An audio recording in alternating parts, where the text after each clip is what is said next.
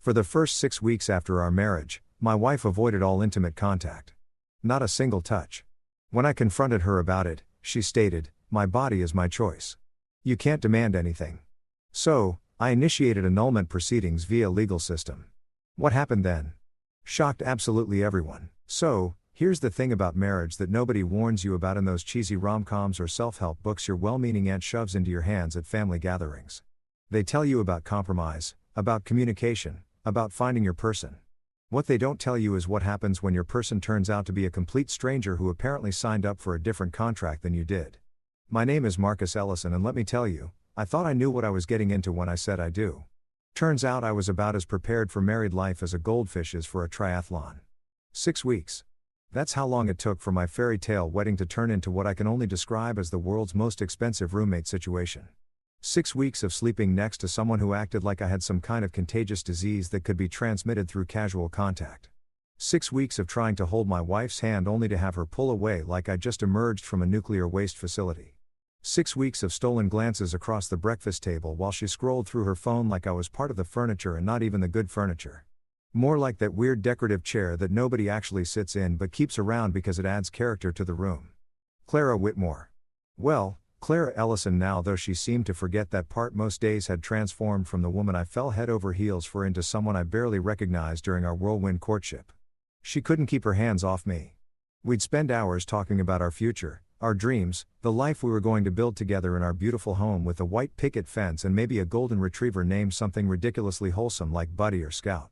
She'd curl up against me during movies, trace patterns on my chest while we lay in bed talking until sunrise, laugh at my terrible jokes like I was the next Dave Chappelle. Hell, she even laughed at my impression of my uptight business partner, Jerry, which was honestly pretty generous because even I knew it was garbage.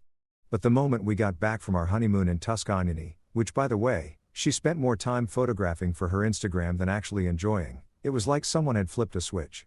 Suddenly, every attempt at physical affection was met with the kind of recoil you'd expect if I'd suggested we take up competitive snake charming. A kiss goodnight. She'd turn her head at the last second, offering me her cheek like I was her elderly great-uncle at a family reunion, trying to put my arm around her while we watched Netflix. She'd suddenly remember she needed to organize her skincare routine or respond to some urgent emails that apparently couldn't wait until morning. The worst part wasn't even the rejection itself. I mean, nobody likes getting shot down, but I'm a grown man. I can handle a little disappointment. The worst part was the way she looked at me when I tried, like I was being unreasonable, like I was some kind of perverted creep for expecting physical intimacy with my own wife. The same woman who used to send me flirty texts during my board meetings was now treating me like I was asking for her kidney instead of a simple hug. I tried everything, and I mean everything. I bought flowers, the expensive ones from that pretentious florist downtown that charges $50 for what you can get at the grocery store for 10. I planned romantic dinners complete with candles that cost more than most people's monthly coffee budget and wine that I had to Google to make sure I was pronouncing correctly. I even tried the whole surprise weekend getaway thing, booking us into this swanky bed and breakfast in Aspen that looked like something out of a magazine spread. Her response, "I'm not really in the mood for traveling right now, Marcus. Can't we just stay home and relax?" Relaxing, apparently, meant her in one corner of our king-sized bed, a bed we picked out together, laughing about how ridiculously large it was for 2 people, while I occupied the other corner like we were observing some kind of medieval social distancing protocol. The gap between us might as well have been the Grand Canyon for all the good it did me. I started to wonder if maybe I'd developed some kind of mysterious body odor that only she could detect, or if I'd somehow offended her family during the wedding reception without realizing it. Maybe I'd made some cultural faux pas, or mispronounced something important, or committed some unforgivable breach of etiquette that had turned me into persona non grata in my own marriage. But the breaking point came on a Tuesday night in November. I remember it was Tuesday because that was the night we used to order Thai food and binge-watch whatever crime documentary series was trending on Netflix. It was our thing, our little tradition that had carried over from our dating days. Except now, even our Tuesday nights felt like a business meeting between 2 people who barely tolerated each other's presence. I'd been building up the courage all week to have the conversation. You know, the one where you ask your spouse why they're treating you like you're radioactive. So there I was, sitting on our ridiculously expensive Italian leather couch that Clara had insisted we needed for the living room, watching her pick her pad thai while scrolling through her phone for the millionth time that evening. The documentary was playing in the background. Something about a serial killer who collected vintage teacups, which honestly seemed less disturbing than my current domestic situation. I took a deep breath, mustered up all the courage I could find, and finally asked the question that had been eating away at me for weeks. "Clara," I said, trying to keep my voice calm and reasonable, the way they teach you in those corporate conflict resolution seminars that every company makes you sit through. "Can we talk about us? About what's been going on between us lately?" She looked up from her phone with the kind of expression you'd give someone who just asked you to explain quantum physics using only interpretive dance. "What do you mean?" she asked, though we both knew exactly what I meant. The woman was many things, but stupid wasn't one of them. "I mean," I continued, feeling like I was negotiating a hostile takeover instead of talking to my wife. "We haven't been intimate at all since the wedding, and I'm just wondering if there's something I've done wrong, or if you're going through something, or if we need to." That's when she hit me with the line that would replay in my head for months afterward. She looked me straight in the eye with the kind of cold, calculated stare that would make a poker player jealous and said, "My body is my choice, Marcus. You can't demand anything from me. Now, don't get me wrong. I'm all for bodily autonomy. I've got a sister. I've got female friends. I understand consent and respect and all that good stuff that should be basic human decency, but apparently needs to be spelled out these days.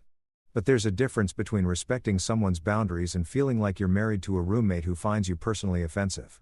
Her words weren't just cold. They were surgical, precise, like she'd been practicing them in the mirror, waiting for just the right moment to deploy them for maximum impact.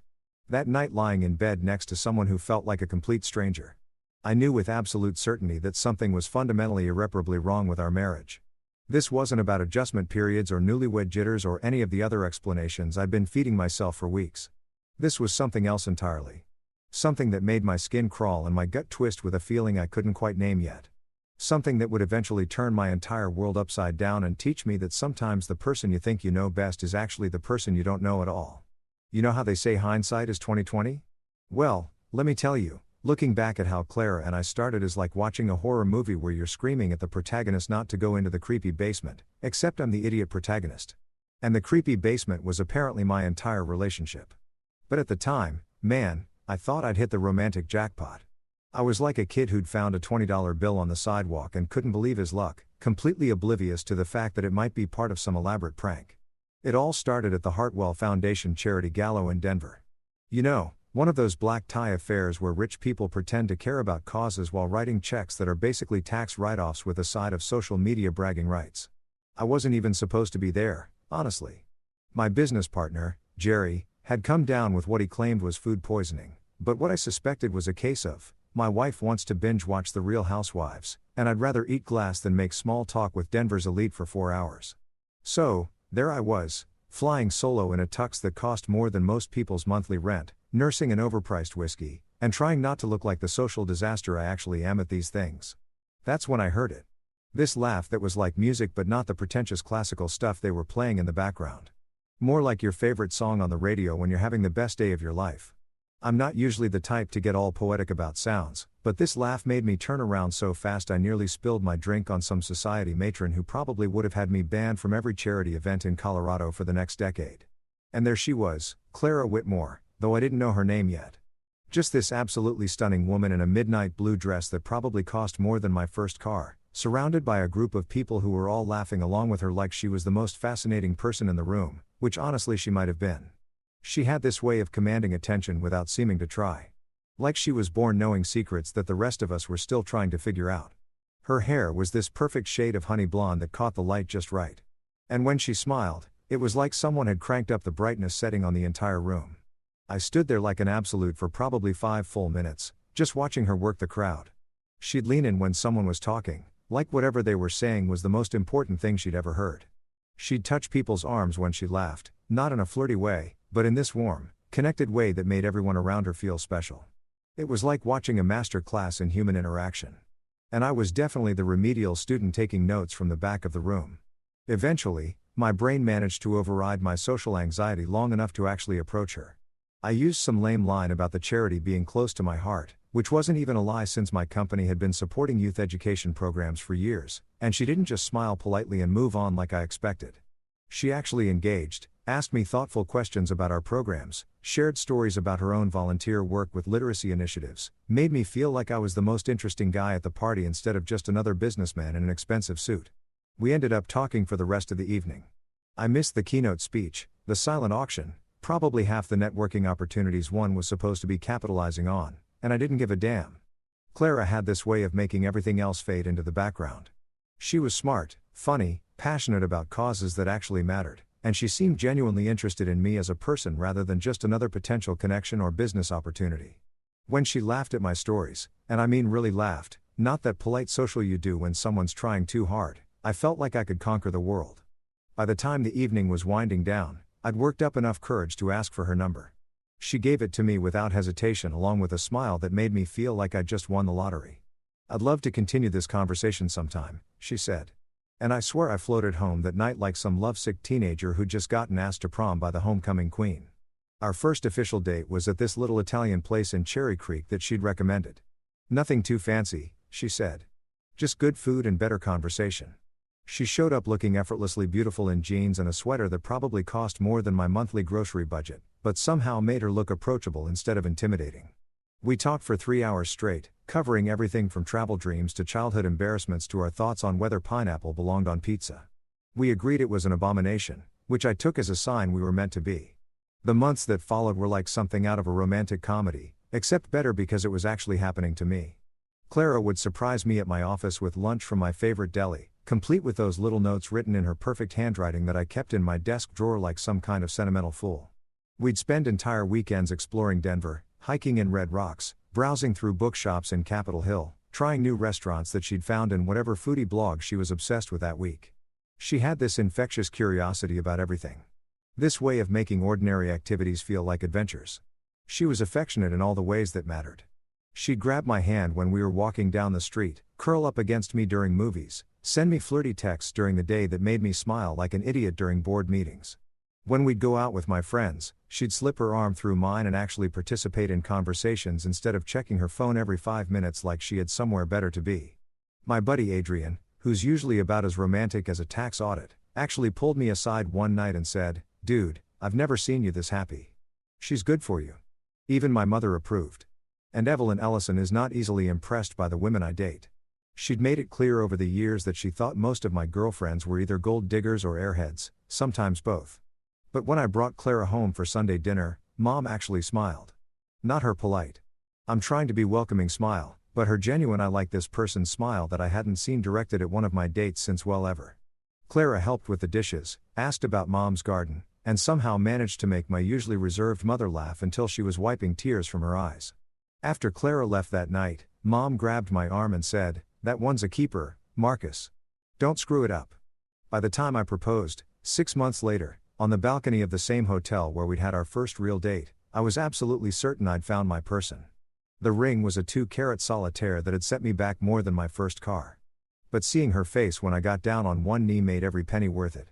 She said yes before I even finished my carefully rehearsed speech, threw her arms around me, and kissed me like her life depended on it. We were both crying and laughing at the same time.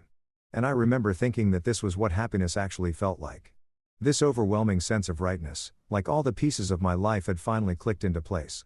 The wedding planning was a whirlwind of decisions about flowers and venues and guest lists. But Clara threw herself into it with the same enthusiasm she brought to everything else. She wanted everything to be perfect. Not in a bridezilla way, but in a "this is the most important day of our lives. And I want it to be beautiful" way. We settled on the Highlands Country Club because it had this gorgeous ballroom with floor-to-ceiling windows that overlooked the mountains. And Clara said she wanted our guests to be able to see how beautiful Colorado was while they celebrated with us. The ceremony itself was everything we dreamed of. Clara looked absolutely radiant in her dress. This stunning creation that her mother had helped her pick out with delicate lace sleeves and a train that seemed to go on forever. When she walked down the aisle, I literally forgot how to breathe for a second. She was glowing with happiness, practically floating toward me. And when she reached the altar and took my hands, she whispered, "I can't believe we're actually doing this." With this huge smile that made me fall in love with her all over again. The reception was perfect, too. Great food, amazing music, and a dance floor packed with people celebrating our happily ever after. Clara's family had spared no expense, and combined with what my parents contributed, we'd managed to throw the kind of party that people would be talking about for years. During our first dance, Clara looked up at me and said, "I love you so much, Marcus. I can't wait to start our real life together." Looking back now, those words take on a completely different meaning than they had at the time. But in that moment, surrounded by everyone we loved, Dancing to It Last by Ada James. While our photographer captured what I thought would be the beginning of our beautiful story, I believed every single word.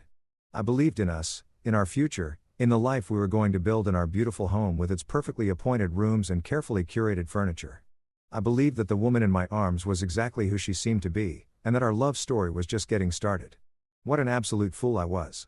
If you've ever watched one of those nature documentaries where they show you a perfectly normal-look log floating in a swamp and then suddenly it opens its eyes and reveals itself to be a 12-foot alligator that's been waiting to devour some unsuspecting deer, you'll understand exactly what living with Clara became like after our honeymoon. Except in this case, I was the deer and I was apparently too stupid to notice that my log had developed teeth. The changes started small. The kind of stuff that you tell yourself is just normal adjustment period nonsense. Everyone warned me that the first year of marriage was tough, right? Your bachelor friends shake their heads knowingly and mutter things like, "Welcome to the ball and chain, buddy." While your married buddies pat you on the back and say cryptic like, "You'll figure it out," with a kind of smile that doesn't quite reach their eyes. So when Clara started acting a little different, I chalked it up to post-wedding blues or maybe just the stress of combining two lives into one perfectly coordinated domestic unit. But then the different became downright bizarre and I started to feel like I was living with some kind of pod person who had stolen my wife's face but forgotten to download her personality. Clara developed routines that made absolutely no sense to anyone with half a brain cell. She'd disappear for hours at a time with no explanation beyond, "I have errands to run" or "I'm meeting a friend for lunch." Now, don't get me wrong. I'm not some controlling psychopath who needs to know his wife's whereabouts every second of the day. But when your spouse leaves at 10 o'clock in the morning saying she's going to grab groceries and doesn't come back until 8 at night with nothing but a single bag of organic kale and a story about traffic, that would make a soap opera writer cringe. You start to wonder if maybe she's got a second job as a CIA operative or something. Her phone became like some kind of sacred artifact that mere mortals weren't allowed to touch. Before the wedding, we used to play that stupid game where you try to guess each other's passcodes, and she'd hand me her phone to show me funny videos or cute animal memes that she found on Instagram. Now, the thing was locked down tighter than Fort Knox, and she guarded it like it contained state secrets. She'd get visibly tense if I walked by while she was texting, tilting the screen away from me like I was trying to peek at her diary. One time, I jokingly asked if she was planning my surprise birthday party on there, and she gave me this look that could have frozen hell over and said, "Something should be private, Marcus." The weirdest part was how she seemed to physically relax whenever I left the house. I started noticing it by accident. I'd forget my wallet or my keys and have to double back, only to catch glimpses of her through the window, sprawled out on the couch, looking completely at ease, scrolling through her phone with this little smile on her face that I hadn't seen directed at me in weeks. The second I walked back through the door, though, it was like someone had flipped a switch. The smile would disappear, her shoulders would tense up, and she'd suddenly remember urgent tasks that required her immediate attention in rooms that were as far away from me as possible. I tried everything I could think of to fix whatever was broken between us. I suggested date nights, weekend trips, couples activities that we used to love doing together. Her response was always the same, polite refusal wrapped in perfectly reasonable excuses. "I'm really tired this week, Marcus. Can we maybe do something next weekend?" Next weekend would come and go with the same script, like we were stuck in some kind of Groundhog Day loop where I was the only one who remembered that we used to actually enjoy each other's company. The counseling suggestion went over about as well as you'd expect. I brought it up on a Sunday morning while we were having what I generously called breakfast together, though it was more like two strangers who happened to be eating cereal in the same kitchen. I'd been building up to it for days, trying to figure out how to frame it in a way that didn't sound like I was accusing her of being fundamentally broken as a human being. "Clara," I said, trying to keep my voice light and non-threatening. "I've been thinking maybe we should try talking to someone, like a marriage counselor or therapist, just to help us figure out how to connect better." She looked up from her Greek yogurt with this expression that was equal parts amusement and disdain, like I just suggested we take up competitive yodeling or join a circus. Then she laughed. Not the beautiful musical laugh that had first caught my attention at that charity gala, but this bitter sharp sound that made me feel like I just told the world's worst joke. "We don't need therapy, Marcus," she said. Her voice dripping with the kind of condescension usually reserved for explaining basic concepts to particularly slow children. "You just need to respect boundaries. Not everything has to be analyzed and fixed. Some things just are what they are." That's when I knew I needed to talk to someone who wasn't slowly driving me insane. Adrian Cole had been my best friend since college. The kind of guy who would tell you if you had spinach in your teeth or if your girlfriend was obviously cheating on you, even if you didn't want to hear it. He was also happily married to Sarah, who was basically the female version of him. Smart, funny, and brutally honest when the situation called for it.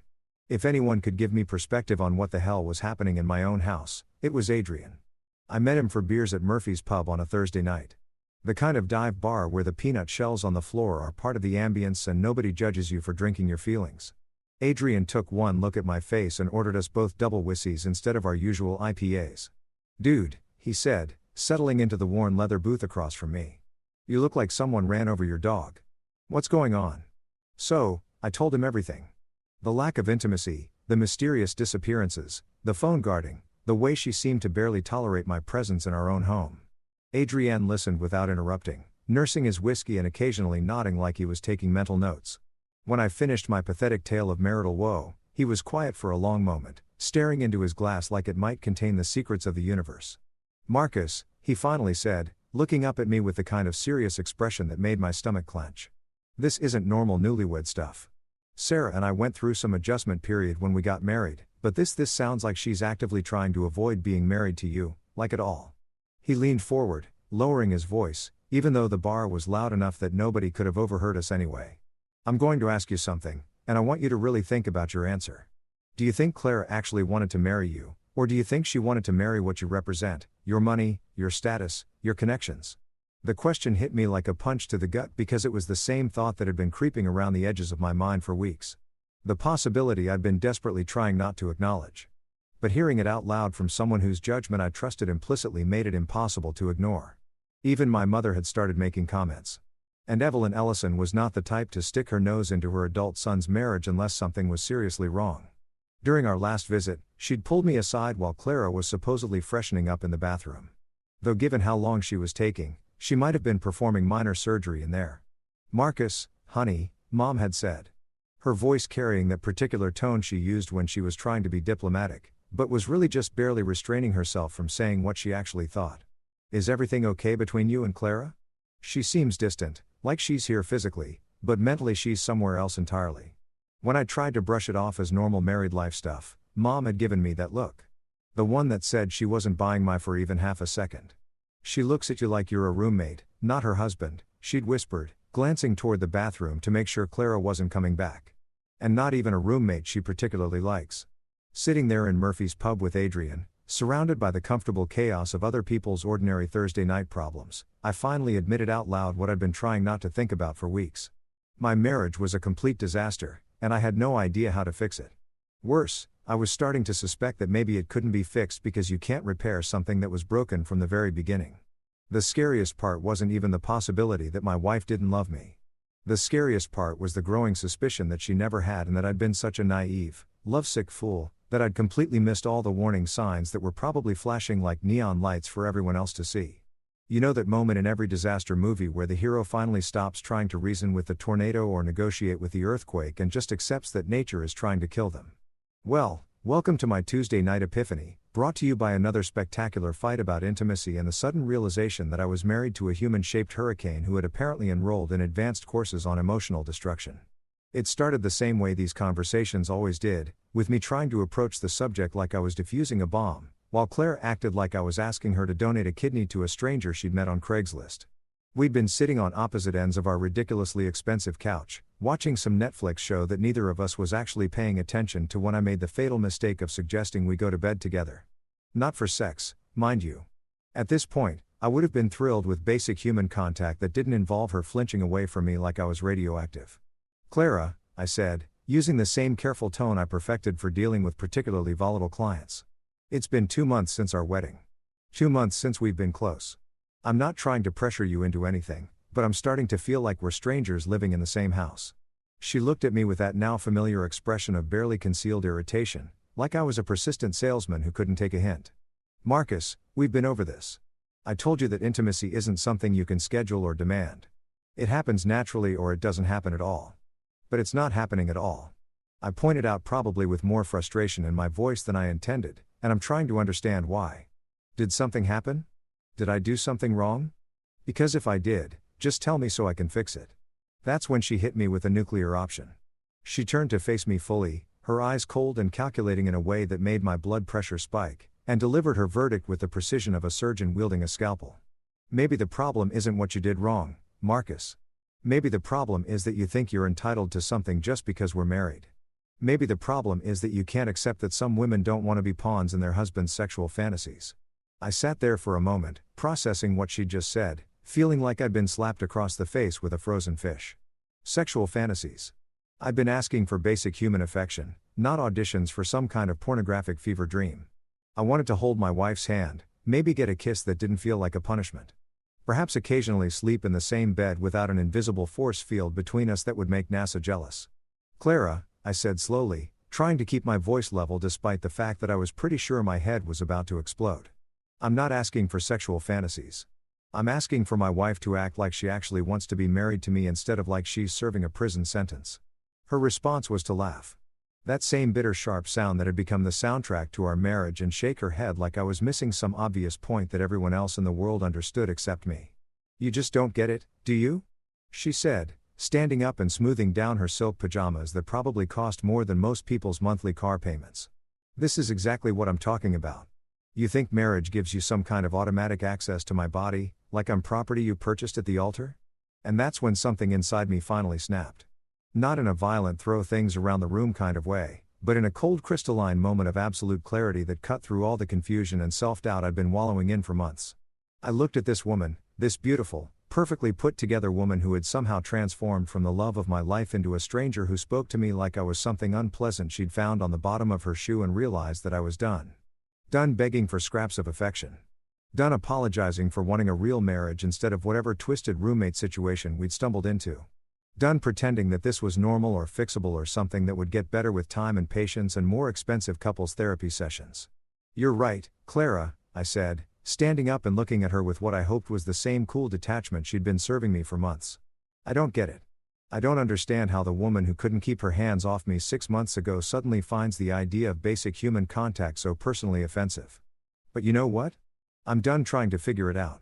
I walked upstairs to our bedroom, though, let's be honest, it had basically become my bedroom since she'd taken to sleeping in the guest room more often than not, and fired up my laptop.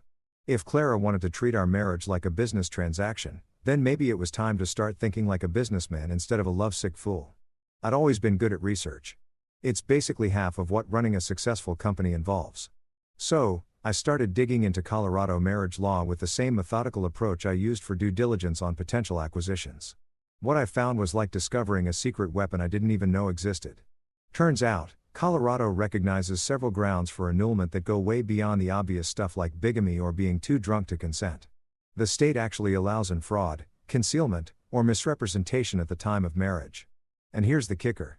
If one party enters into marriage under false pretenses, never intending to fulfill the basic obligations of marriage, that constitutes fraud in the eyes of the law.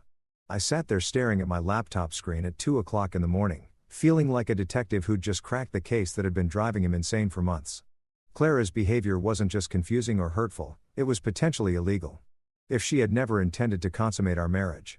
If she had married me under false pretenses while planning to withhold the basic elements of marital intimacy, then she had essentially committed fraud. The more I researched, the more pieces started falling into place. The whirlwind courtship that had seemed so romantic now looked suspiciously like a carefully orchestrated campaign designed to get me to the altar as quickly as possible. The sudden personality change immediately after the honeymoon wasn't post-wedding blues. It was the reveal of who she actually was once she'd achieved her objective. The mysterious phone calls and unexplained absences weren't just quirky married life adjustments. They were signs of someone who was living a completely different life than the one she'd signed up for on paper. I printed out page after page of legal precedents, case studies, and statutory requirements, building a file that grew thicker by the hour. There were cases where marriages had been annulled after just a few months because one party had never intended to fulfill their marital obligations. There were precedents for fraud claims based on deliberate misrepresentation during courtship. There were even criminal cases where individuals had been prosecuted for marriage fraud in situations that sounded disturbingly similar to my own. By the time the sun came up, I had a plan. Not a plan to save my marriage. That ship had sailed sometime around Clara's lecture about sexual fantasies and property ownership, but a plan to get out of this disaster with my dignity and my finances intact. If Clara wanted to play games, then game on. But she was about to discover that I was a lot better at this particular sport than she'd given me credit for. The weird thing was how calm I felt once I'd made the decision. For months, I'd been tying myself in knots trying to figure out how to fix something that was apparently broken by design. I'd been beating myself up, wondering what I'd done wrong, questioning my own sanity and self-worth. But now that I understood what was really happening, that I wasn't failing as a husband so much as I was succeeding as a mark in some kind of elaborate con game, everything suddenly made perfect sense. Clara had played me like a fiddle. But the song was about to end. And unlike the fairy tale she'd sold me during our courtship, this story wasn't going to end with happily ever after. It was going to end with legal documents, court dates, and the kind of justice that only comes when you stop trying to fix what was never real in the first place. I closed my laptop, took a shower, put on my best suit, and prepared to go to war, because that's what this was now. Not a marriage, not even a relationship, but a battle. And I'll be damned if I was going to lose. Finding the right lawyer is a lot like dating, except instead of wondering if someone will ghost you after dinner, you're wondering if they'll ghost you after taking your retainer and leaving you high and dry in a courtroom full of people who speak fluent legal jargon while you're still trying to figure out what the hell a motion to compel actually means. Lucky for me, I'd done my homework with the same obsessive thoroughness that had made my business successful, which is probably the only reason I didn't end up with some ambulance chaser who advertised on late-night TV between commercials for miracle weight loss supplements and get-rich schemes. Patricia Henley came recommended by 3 different sources, all of whom used words like ruthless, brilliant, and the kind of lawyer you want on your side when the hit's the fan. Her office was located in one of those sleek downtown Denver high-rises that screams, "We charge by the minute and our minutes are expensive," which honestly made me feel a little better about what I was about to spend. If you're going to pay premium prices for legal representation, you want it to at least look like you're getting premium service, not like you're meeting your attorney in the back booth of a Denny's at midnight.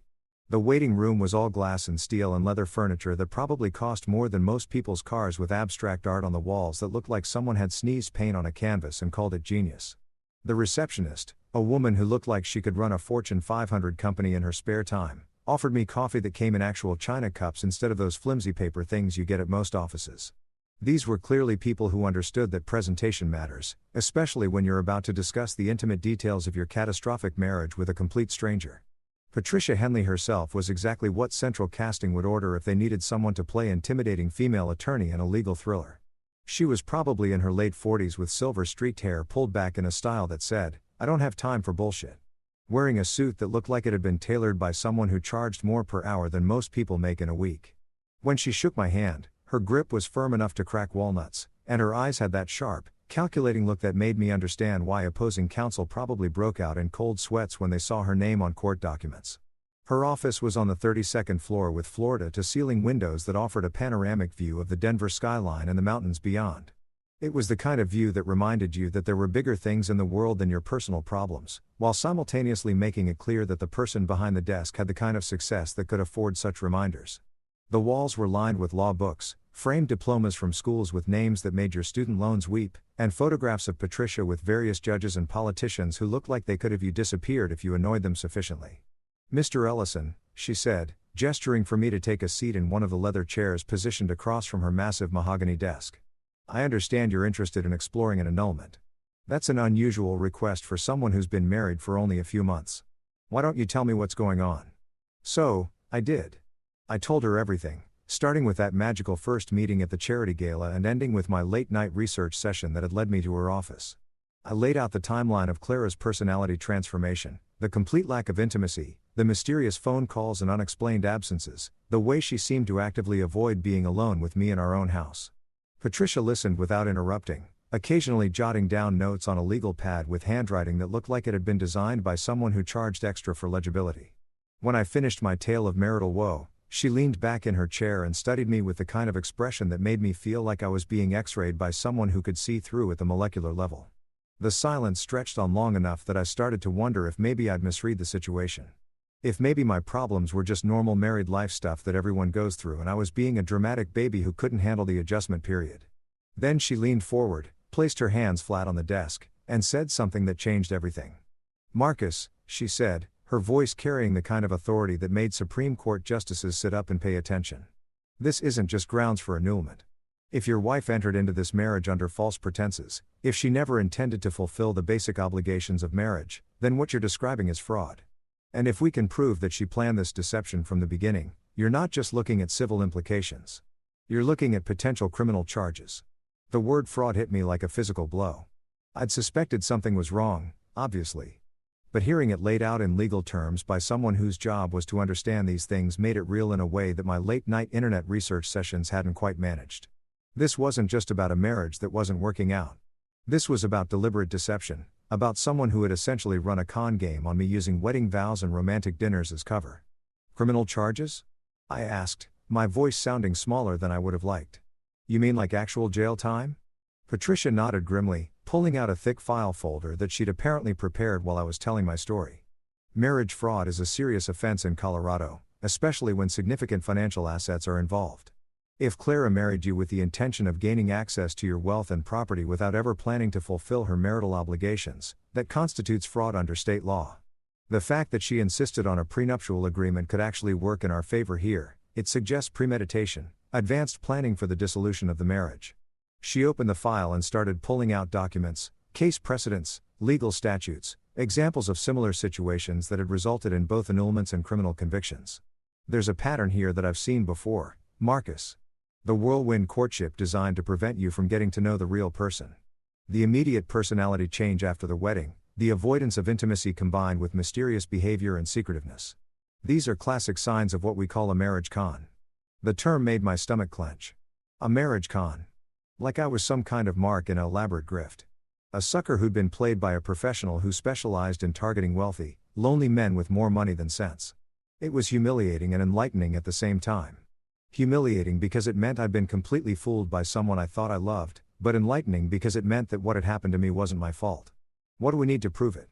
I asked, surprised by how steady my voice sounded despite the fact that my entire worldview was currently being reconstructed in real time. Patricia smiled, and it wasn't a particularly pleasant expression. It was the kind of smile that made me very glad she was on my side instead of working for the opposition. We need evidence of premeditation and deception, phone records, financial documents, witness testimony about her behavior before and after the marriage. We need to establish that this was a planned deception rather than just a marriage that went south. She leaned back in her chair, steepling her fingers in a way that made her look like she was already planning her opening argument. The good news is that people who run marriage cons usually aren't as careful about covering their tracks as they think they are. They get overconfident, sloppy. They assume their victims won't fight back, that they'll just accept the situation and move on quietly. And the bad news, I asked, though I wasn't entirely sure I wanted to hear the answer. The bad news is that this is going to get ugly. If Clara is running a con, she's not going to go quietly when we expose her. She'll fight back, probably with accusations designed to make you look like the bad guy. Marriage fraud cases are nasty, public, and emotionally brutal for everyone involved. Patricia stood up and walked over to the windows, looking out at the city spread below us like she was surveying a battlefield where she was about to deploy her troops. But here's what I can promise you, Marcus. If your wife is a fraud, if she married you under false pretenses with the intention of taking advantage of you financially and emotionally, then we're going to expose her. We're going to make sure that everyone knows exactly what she is and what she's done. And we're going to make sure that she pays for it, both civilly and criminally. She turned back to face me. And the expression on her face was the kind that had probably made grown men weep in courtrooms across Colorado. The question is, are you ready for that kind of fight? Because once we start down this road, there's no going back.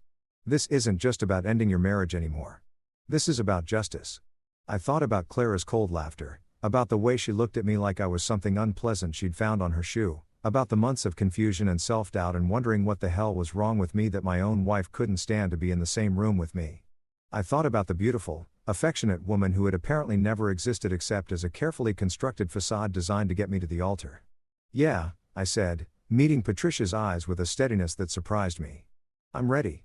You know how in those old detective movies, the private investigator is always some gruff chain-smoking guy in a wrinkled coat who operates out of an office that looks like it hasn't been cleaned since the Eisenhower administration.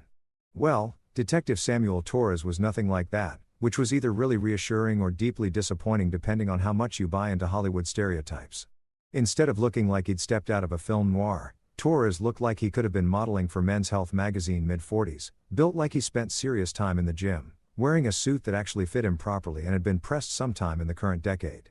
His office, located in a professional building about 10 minutes from Patricia's downtown high-rise, was clean, modern, and organized in a way that suggested someone who took their job seriously instead of someone who survived on bourbon and cigarettes while brooding about the darkness of the human condition. The walls were covered with framed certificates and commendations from his time as a Denver police detective, along with testimonials from grateful clients who'd obviously been happy enough with his work to put their names on his wall for other potential customers to see. Patricia had made the introduction with her typical efficiency, calling Torres while I was still sitting in her office and setting up a meeting for the next day. "Sam's the best investigator in Colorado," she told me as she hung up the phone.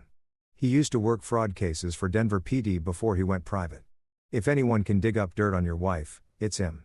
And trust me, Marcus, if there's dirt to be found, we need to find it before she has a chance to cover her tracks." Torres greeted me with a handshake that was firm without being a macho pissing contest. Offered me coffee that was actually decent instead of the battery acid most offices served, and got straight to business in a way that made me understand why Patricia recommended him so highly. He had this way of listening that made you feel like every word you said was being filed away in some kind of mental database that he could access instantly whenever he needed it. "Mr. Ellison," he said, settling behind his desk with a digital recorder and a yellow legal pad that looked suspiciously similar to the one Patricia had used. "Miss Henley filled me in on the basics of your situation, but I'd like to hear it from you directly. Start from the beginning and don't leave anything out, no matter how insignificant it might seem. In fraud cases, the devil is always in the details." So, I went through the whole sorry tale again, from that first magical meeting at the charity gala to my recent epiphany about marriage law and potential criminal charges. Torres listened without interrupting, occasionally jotting down notes or asking clarifying questions that showed he was paying attention to things I hadn't even realized were important. "When did Clara first suggest the prenup? How quickly did she want to set the wedding date? Did she ever ask specific questions about my financial situation that seemed unusual at the time?" When I finished, Torres leaned back in his chair and studied me with the kind of expression that made me feel like I was being evaluated by someone who'd seen every possible variation of human deception and wasn't particularly surprised by any of it anymore. The silence stretched on long enough that I started to wonder if maybe my story wasn't as compelling as I'd thought. If maybe I was just another bitter husband who couldn't accept that his marriage wasn't working out. Then Torres leaned forward, his eyes narrowing in a way that made me understand why criminals probably confess to him just to make him stop looking at them like that. "I've seen this pattern before," he said, his voice carrying the weight of someone who'd investigated too many cases that started exactly like mine. Quick courtship, lavish wedding, immediate personality change, avoidance of intimacy, mysterious behavior. It's textbook marriage fraud. Marcus, the only question is whether your wife is working alone or if she's part of something bigger." The phrase "something bigger" sent a chill down my spine that had nothing to do with the air conditioning in his office. "What do you mean something bigger?" Torres opened a file drawer and pulled out a thick folder that looked like it contained enough paperwork to choke a horse. Marriage fraud isn't usually a solo operation. There are organized groups that specialize in this kind of con. They identify targets, research their backgrounds, train the operators, provide backup and support during the operation. If Clara is part of one of these groups, she's not just some woman who decided to scam a wealthy husband for kicks. She's a professional. He opened the folder and started pulling out photographs, documents, what looked like surveillance reports. "I've been tracking a particular network that's been operating in Colorado, Utah, and Nevada for the past few years. They target wealthy, recently divorced or never married men in their 30s and 40s. The pattern is always the same. Whirlwind romance, quick engagement, expensive wedding, then immediate withdrawal and eventual financial settlement through divorce or annulment." Torres spread the documents across his desk like he was laying out evidence at a crime scene. "The thing is, these people are good at what they do. They're trained to be exactly what their targets are looking for. They study their marks, learn their interests and preferences, become the perfect woman for that specific man. It's not random. It's targeted, professional, and extremely effective." I stared at the photographs scattered across his desk. Pictures of women who could have been Clara's sisters. All beautiful, all polished, all photographed in what looked like surveillance shots taken from a distance. "Are you saying Clara might be part of some kind of marriage fraud ring?" "I'm saying it's a possibility we need to investigate," Torres replied, gathering up the photographs and tucking them back into the folder. "But first, I need to gather evidence about Clara specifically. I need to know where she goes during those mysterious absences, who she's talking to on that phone she guards so carefully, whether she's had contact with anyone who might be coaching her or helping her plan this con." Torres reached into his desk drawer and pulled out what looked like a small black device about the size of a smartphone. "This is a digital recorder with voice activation. It's completely legal to record conversations in your own home in Colorado as long as you're a party to the conversation. I want you to keep this with you whenever you're talking to Clara. If she slips up, If she says anything that reveals her real intentions or mentions other people who might be involved, we need to have proof. The weight of the device in my hands was surprisingly heavy, like I was holding evidence of my own naivety and stupidity. You really think she might confess to running a con on me? Torres smiled, but it wasn't a pleasant expression. It was the kind of smile that suggested he'd seen people underestimate his investigative skills before and had enjoyed proving them wrong. Criminals get overconfident, Marcus. They start to believe their own cover stories, or they get careless because they think their victims are too stupid or too emotionally invested to fight back. Clara married you because she thought you were an easy mark, wealthy, trusting, probably a little lonely, and eager to please. She's not expecting you to fight back with lawyers and private investigators. He stood up and walked over to a filing cabinet, pulling out what looked like a standard contract. I'm going to do a complete background check on Clara, employment history, previous addresses, financial records, social media activity, the works. I'm also going to put surveillance on her during those mysterious absences of hers. If she's meeting with accomplices or conducting other business related to this con, I'll find out about it. Torres returned to his desk and slid the contract across to me. My rate is $500 a day plus expenses. For a case like this, figure on at least 2 weeks of investigation, maybe more if we uncover evidence of a larger operation. Patricia tells me money isn't an object, but I want you to understand what you're signing up for here. I looked at the contract, thinking about what $500 a day times 2 weeks would cost, then thinking about what it had cost me emotionally to spend the last few months wondering what the hell was wrong with me that my own wife couldn't stand to be in the same room with me. Money is not an object, I confirmed, signing my name with the kind of flourish that suggested I was finally taking control of my own life instead of just letting things happen to me. Torres countered-signed the contract and filed it away in what I assumed was his active cases drawer. One more thing, Marcus, from this point forward, you can't let Clara know that you suspect anything. You need to act like the confused, hurt husband who's still hoping things will get better. If she realizes we're investigating her, she'll either disappear or start covering her tracks in ways that will make our job a lot harder. As I left Torres's office with a recording device in my pocket and a private investigator on my payroll, I felt something I hadn't experienced in months. Hope. Not hope that my marriage could be saved because that ship had sailed somewhere around the time Clara started treating me like I was a registered sex offender, but hope that I might finally get some answers. Hope that I might discover I wasn't crazy or inadequate or fundamentally unlovable, but just the victim of someone who was really, really good at what they did for a living. That night, sitting in my living room while Clara chatted on her phone behind the closed door of what used to be our bedroom, I activated the recording device Torres had given me and waited for my wife to make her first mistake. If you've ever watched a magician perform and then had someone explain exactly how the trick works, you know that moment when the illusion collapses and you can't believe you were stupid enough to fall for something so obvious. That's exactly how I felt when Detective Torres called me 3 days later with information that made my entire marriage look like a masterclass in elaborate deception. Except instead of pulling rabbits out of hats, Clara had been pulling the wool over my eyes while systematically planning to destroy my life. I was sitting in my office pretending to review quarterly reports while actually obsessing over every interaction I'd had with Clara in the past week when Torres' call came through. I'd been carrying that recording device everywhere, waiting for her to slip up and say something incriminating, but so far all I'd captured was her end of boring conversations about yoga classes and dinner plans that sounded suspiciously fabricated. She was being careful, probably more careful than usual, which made me wonder if she'd somehow sensed that something had changed in the dynamic between us. Marcus, Torres said without preamble, his voice carrying that particular tone that investigators use when they're about to deliver news that's going to ruin someone's day. We need to meet. I've got information about Clara that you need to see in person. Can you get away from the office this afternoon? The urgency in his voice made my stomach clench with a combination of anticipation and dread. Part of me had been hoping that Torres would call back and tell me I was being paranoid, that Clara was just a woman going through a rough patch in her marriage and not some kind of professional con artist. But the way he sounded suggested that my worst suspicions were about to be confirmed in ways I probably wasn't prepared for. An hour later, I was back in Torres's office watching him spread documents across his desk like he was laying out evidence at a crime scene.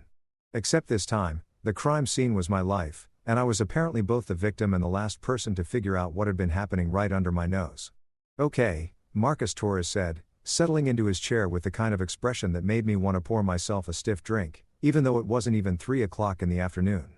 I'm going to give this to you straight and it's not going to be pleasant. Your wife isn't just avoiding intimacy with you. She's been living a completely separate life that she's been very careful to keep hidden. He picked up what looked like an official document with several stamps and seals on it. Let's start with the big one. Clara Whitmore was married before to a man named David Sterling in Las Vegas, Nevada in 2019. According to Nevada state records, that marriage was never legally dissolved. Their divorce proceedings were initiated but never finalized, which means that technically Clara was still married to another man when she married you. The words hit me like a physical blow. Bigamy. My wife was a bigamist. Not just a cold, enough spouse, but someone who had committed an actual crime by marrying me while still legally married to someone else. I sat there staring at the marriage certificate Torres had somehow obtained, trying to process the fact that my entire wedding had been not just a sham, but literally illegal. It gets worse, Torres continued, pulling out another set of documents. David Sterling filed a police report in Nevada 6 months after Clara left him, claiming that she had defrauded him out of nearly $200,000 through forged checks and unauthorized credit card charges. The case was never prosecuted because Clara had disappeared and they couldn't locate her. But the report is still on file. I felt like I was watching a movie about someone else's life. Some thriller where the protagonist discovers that his perfect wife is actually a sociopathic criminal who specializes in destroying men's lives for profit. Except this wasn't a movie, and the devastated husband staring at evidence of his wife's crimes was me. There's more. Torres said, though I wasn't sure how much more I could handle without my brain completely short-circuiting. I've been conducting surveillance on Clara during her mysterious absences, and she's been meeting regularly with a man named Lucas Crane. Crane has a record. He's been arrested twice for marriage fraud, though he was only convicted once. He served 18 months in a Colorado state prison for running a romance scam that built 3 different women out of a combined total of $500,000. Torres pulled out surveillance photographs that showed Clara sitting in what looked like an upscale coffee shop with a man who appeared to be in his 50s, well-dressed, the kind of guy who could probably charm his way into your bank account while you thanked him for the privilege. They were leaning in close, talking intently, and Clara's body language was completely different from anything I'd seen from her in months. She looked engaged, animated, alive in a way that she never looked when she was with me. Based on these meetings and some financial records I was able to obtain, it appears that Clara and Crane have been working together to identify and target wealthy men for marriage fraud schemes. You're not her first victim, Marcus. And if we hadn't started investigating when we did, you probably wouldn't have been her last. The room started to feel like it was spinning slightly, and I had to grip the arms of my chair to keep myself anchored to reality. Everything I thought I knew about my wife, about our relationship, about myself was collapsing faster than a house of cards in a hurricane. The woman I'd fallen in love with. The woman I'd married in front of 200 guests in the most beautiful ceremony I could afford had never existed except as a carefully constructed facade designed to separate me from my money. The really sick part, Torres continued, seemingly oblivious to the fact that I was having what might have been a minor psychological breakdown, is how professional this operation is. They researched their targets extensively, your business, your family background, your interests, your previous relationships. Clara became exactly the kind of woman you'd fall for based on information they gathered about you beforehand. He pulled out what looked like a dossier with my name on it filled with details about my life that I'd never shared with Clara directly. My college major, my hobbies, my mother's name, even details about my previous girlfriend and why we'd broken up. It was like reading an FBI file on myself, except it had been compiled by criminals who were using the information to destroy my life. How did they get all this? I asked, my voice sounding strange and distant even to my own ears. Social media, public records, mutual acquaintances who didn't realize they were being pumped for information, Torres explained. It's surprisingly easy to build a comprehensive profile on someone if you know what you're looking for and you're willing to put in the time. That's when he dropped the final bombshell, the piece of evidence that transformed my confused hurt into something approaching pure rage. He reached over to his computer and pressed play on an audio file that filled the room with the sound of Clara's voice. Except she didn't sound anything like the woman I'd been living with for the past few months. Her voice was warm, affectionate, intimate in a way that made my chest tight with recognition and fury. "Don't worry, baby," she was saying to someone who definitely wasn't me. "I'll be free soon. The plan is working perfectly. Marcus is so confused and desperate that he's not even questioning why I won't sleep with him anymore. Once we file for the annulment, I'll get access to the settlement money we negotiated in the prenup and then we can disappear together like we planned." The voice that responded was male, presumably Lucas Crane, and he sounded pleased with her progress. "You're sure he won't fight the annulment?" He seemed pretty smitten during the surveillance we did before the wedding. Clara's laugh was the same musical sound that had first attracted me at that charity gala, except now it sounded like nails on a chalkboard. "Marcus is a sweet, naive man who thinks love conquers all. He'll be so relieved to get out of this marriage that he won't question the financial arrangements. Besides, He's too much of a gentleman to drag me through a nasty divorce. He'll take whatever deal we offer him just to make the whole thing go away quietly.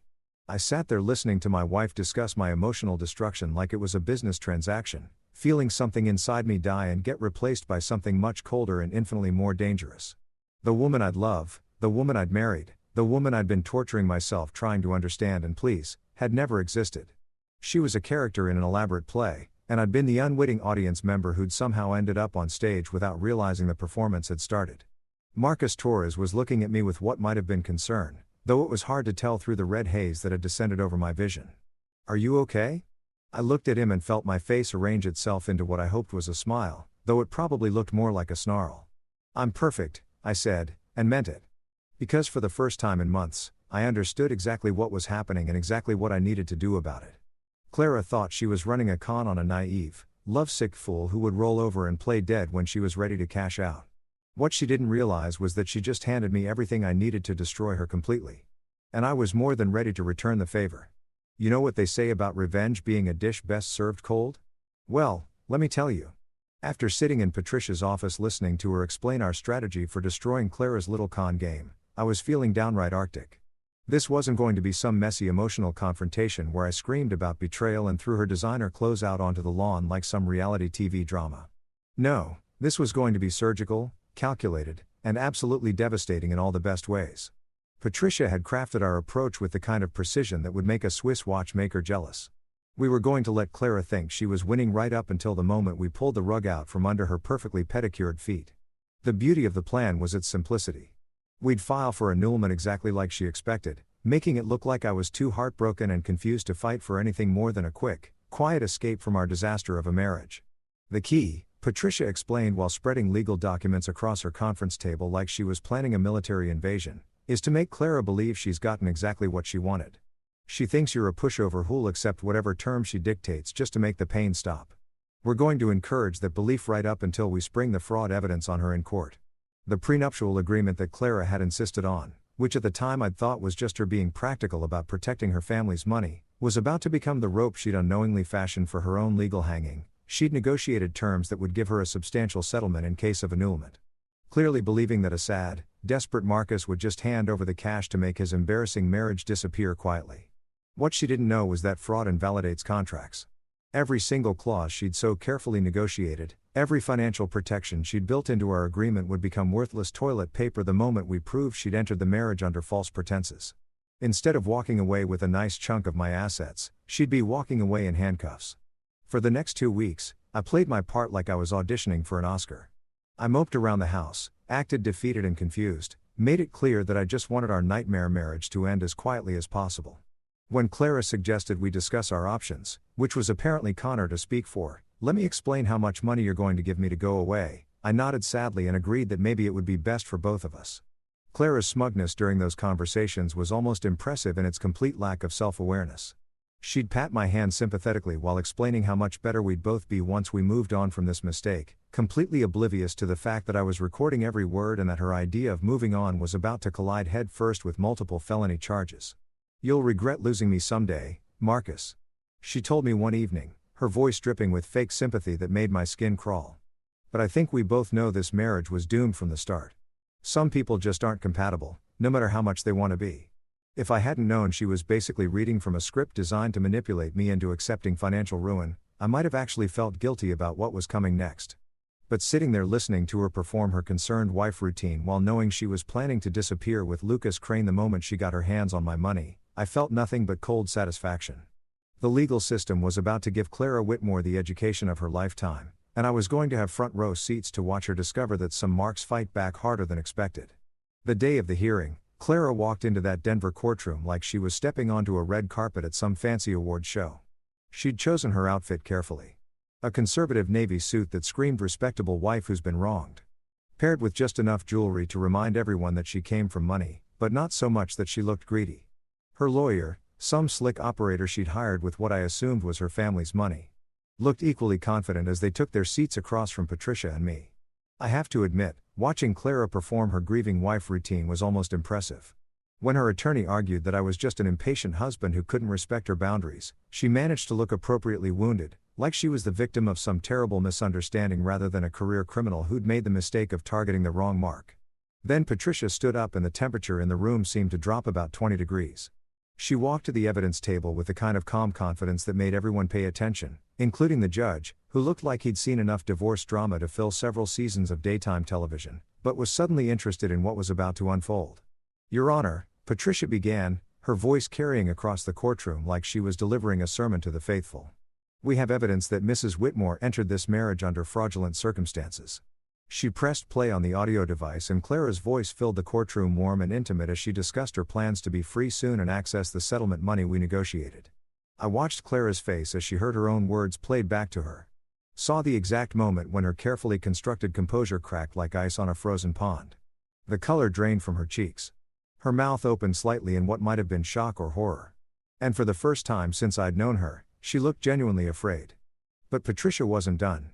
She revealed the Nevada marriage license, the evidence of Clara's previous fraud conviction, the surveillance photos of her meetings with Lucas Crane. Each piece of evidence hit Clara like a physical blow, and I could see her lawyer frantically scribbling notes while probably calculating how quickly he could distance himself from this disaster. The courtroom erupted in whispers and gasps as Patricia laid out the full scope of Clara's deception. The judge's face hardened with each revelation, his expression shifting from mild interest to complete disgust as he realized the extent of the fraud that had been perpetrated in his jurisdiction. "Mrs. Whitmore," Judge Harrison said, his voice carrying the kind of authority that made everyone in the room sit up straighter. "It appears you entered this marriage under fraudulent circumstances. This court not only grants the annulment, but refers your case for criminal review." For the first time since I'd known her, I saw the real Clara. Not the charming socialite or the cold manipulator, but a frightened woman who just realized her entire world was about to collapse. The annulment was finalized faster than Clara could say criminal defense attorney. Within a week, the woman who'd walked into that courtroom expecting to collect a nice settlement check was instead facing charges of fraud, bigamy, and conspiracy. The Whitmore family, who'd spent a fortune on our wedding to show off their social status, suddenly found themselves scrambling to do damage control as their daughter's mugshot made the rounds on local news and social media. Clara herself went from Denver socialite to cautionary tale overnight. The same charity galas and country club events where she'd once held court now whispered about her behind closed doors. And her carefully curated Instagram account disappeared faster than free samples at Costco.